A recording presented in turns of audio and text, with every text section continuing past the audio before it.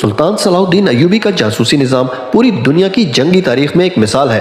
سلطان صلاح الدین ایوبی نے فرمایا تھا کہ اگر آپ دشمن کا ایک جاسوس پکڑ کر مار دو تو سمجھو کہ آپ نے دشمن کے 1000 جنگجو مار دیے۔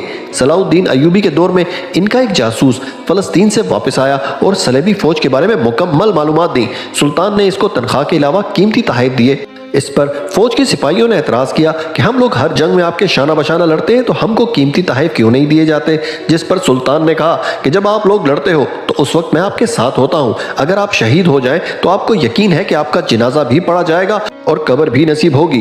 میرے جاسوس میرے وہ گمنام سپاہی ہیں جو اگر پکڑے جائیں تو ان کو کفن بھی نصیب نہیں ہوتا۔ یہ میری وہ آنکھ اور کان ہیں جن سے میں میلوں دور دشمن کو دیکھتا اور سنتا ہوں۔ اگر یہ چاہیں تو اپنے ایمان کا سودا کر کے میرے لیے شکست کا باعث بن سکتے ہیں، مگر وطن سے دور دشمن کے اندر رہ کر یہ لوگ اپنا ایمان نہیں بیچتے اور محمد صلی اللہ علیہ وآلہ وسلم کے دین کے لیے اپنی جان ہر وقت